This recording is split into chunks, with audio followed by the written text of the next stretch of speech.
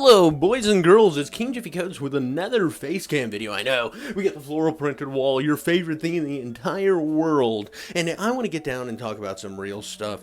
I have been very passionate for a long time about comedy was one thing, and then another thing is I've always loved South Park and their freedom to just make fun of everybody. That is what makes them so special. And the same goes with people like meatcanyon. One of the things that I find so endearing about meatcanyon is his ability to turn the most mundane internet drama about a certain micro-celebrity into almost like a Cthulhu-inspired Lovecraftian horror story. And it's always super hilarious at the same time as incredibly engaging. It's awesome. I love it. I mean, like I said, many times in the past, I'm a big fan of meatcanyon, and I'm a big fan of South Park. I mean, I'm such a big fan of meatcanyon that for a whole year spent just strategizing a way to do my own version of Creepcast. I truly thought that it was an incredible way to just like enhance and build a platform, so I did with Haunted Router. And I loved the way that they were like opening up avenues for people to be creative out in this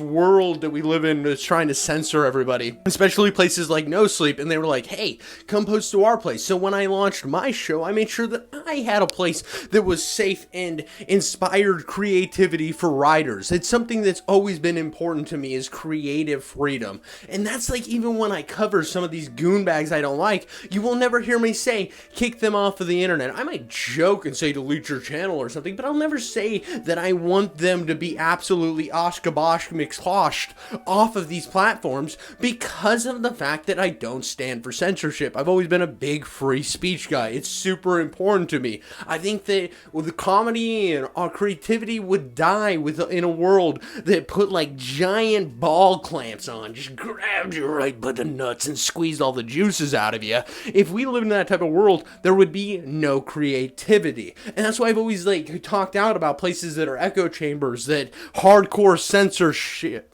and like push you into these little weird balls. I don't like it. I don't like living in those type of ecosystems. I think that they negate creativity and critical thinking. Why am I bringing this up? What's so important? The King Jiffy Codes had to do a face cam thing. Well, there's a channel called Lazy Shell.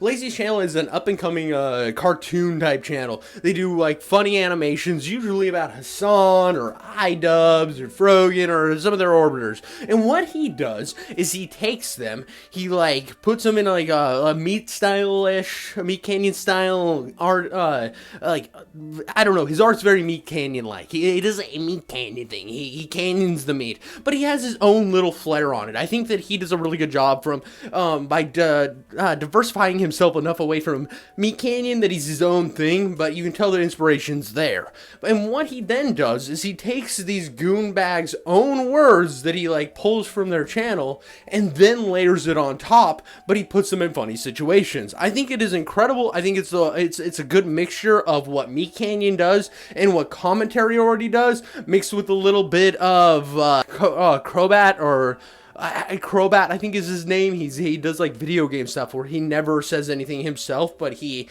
edits it to create a narrative, and he does that with the audio, but he also like animates these incredibly funny like whole skits around this situation, and he does such a good job. Well, YouTube recently slapped their big chungus meat right on his forehead. He was sitting there, he had a really funny video that I had watched, and I was planning to even do like a stream watch of it, like where I like commentate and I talk way too much, because that's like my biggest problem, is I'm always yapping. But I was going to like utilize it because I always put Lazy Shell's work on my screen. It's one of my favorite things, is watching whatever new thing he's posting, and then YouTube obliterate it because of harassment. What are we talking about? What in the world of YouTube, in the day of our Lord 2025, you can't have satirical comedy on the platform? Like, what are we doing here? If South Park decided to start posting their stuff on YouTube, if they got the exclusive rights to South Park, would they just delete every episode because, oh, it's too edgy? Oh, we need to uphold these platforms. Dude, the only reason YouTube exists the way it does is because of the government gives them the right to not be a publisher by Section 230. I don't know if a lot of people know that, but the government says as long as you are a free speech platform or adhere to the Constitution, you're allowed to not be sued. They don't get sued because of the fact that they are an open square for people to utilize their own free will. And now they pull these reins in and they put their little dick in your buttocks and they say, no, we get to decide what can go up and what can't. But also you can't ever say anything about it because, oh, we're a private company. You're not just a private company. You have protections, motherfucker. You have protections so that you don't get sued. This is ridiculous. I don't know. I know I'm kind of crashing out on this whole situation and I'm very upset and it makes me mad, but I think that there needs to be more people speaking out about this. Now, if you don't like Lazy Shell because he targets Hasan too much, grow up, bro. Get some thicker skin. Call up old Zuckerbucky from Facebook and say, hey, Zuckerbucky, how about you send me down some of that lizard skin of you that you have, and that way I can get a little bit stronger. I can get a little bit thicker skin and stop being such a pussy. Because honestly, you're being a bitch. I hate anybody that wants to live in an echo chamber. I think you're pathetic. I remember back in the day when the right wing were like, hey, Twitter's too left wing. We need to create our own Twitter. So they go and create their own Twitter, and it's just an echo chamber of a bunch of losers. And then when Musk took over Twitter, there was a bunch of losers like, we need to leave Twitter. It's too right wing. We need to create Blue Sky. And then it's just a circle jerker of a bunch of left people. It's so annoying to me that you need to go and craft a goddamn circle around yourself of only people that want to be in your same echo chamber. I think it's pathetic. And then when I see people that are like, oh, well, maybe you shouldn't do that thing, but you made too many videos on Hasan, you're harassing him. That's not harassment, dude. I mean, come on. You think South Park would be alive today if these type of rules were inflicted on South Park? Fuck no, they wouldn't, brother. Fuck no, they wouldn't. It's ridiculous to live in a world where we can't have creative freedom and we can't make fun of people. I mean, come on, dude. These are celebrities. Remember back in the day we had shows like The Soup, where the whole point of The Soup was that comedian got up there and basically did a lightweight Tosh.0 where he made fun of celebrities. And now, he would get kicked off of YouTube because, well, you can't make fun of people because that's how harassment. Fuck off, dude. Just, that's how I feel about that. I mean, that's not a great sight to see a big fat man pretend to jerk it while his floral painted background is glaring at him. At the end of the day, this is one of the most ridiculous and asinine things I've seen in a long time, and I really think that we need to hold YouTube more to the fire whenever this happens to other creators. I also think that the way that they've been holding these terms of services over creators' heads for so long is asinine. It really is asinine, when the only reason they exist is because of the protections they get from the government.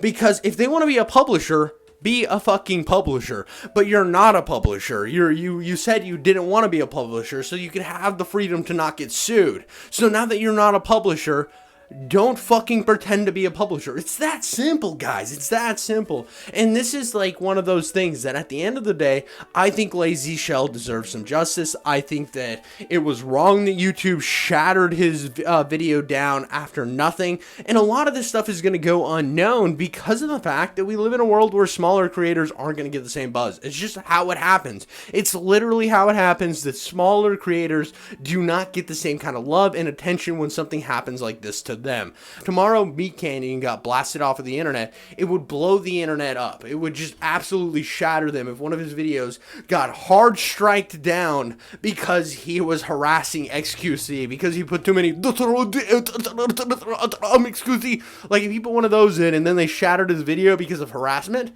you would hear about it all over the internet. But instead you look at somebody like Lazy Shell and it's like, well, they're a smaller channel, so they might not get the same amount of love and they might not get the same amount of attention. So I'm here to say that I'm here to like throw a ring in the fire to say this is what happened to Lazy Show was wrong, and I figured the best way to do it would be to fire up the camera and talk my shit right away. But that's all I got for you guys. Make sure to send me some love in the comments. I have Lazy Show's channel linked in the description below. Go check out his stuff. He puts in hard work. He's a good animator. He's only getting better with each episode, which is awesome. And I know you're looking at me, this yapping guy that's fat and sweaty in a bathroom, but come on, we can't all be multi-million-dollar channels with intense bisexual lighting behind us and super high quality like surround sound and editing. I'm just a guy with a phone that has as much fun as humanly possible. But until next time, I think that we need to bring freedom back to the internet.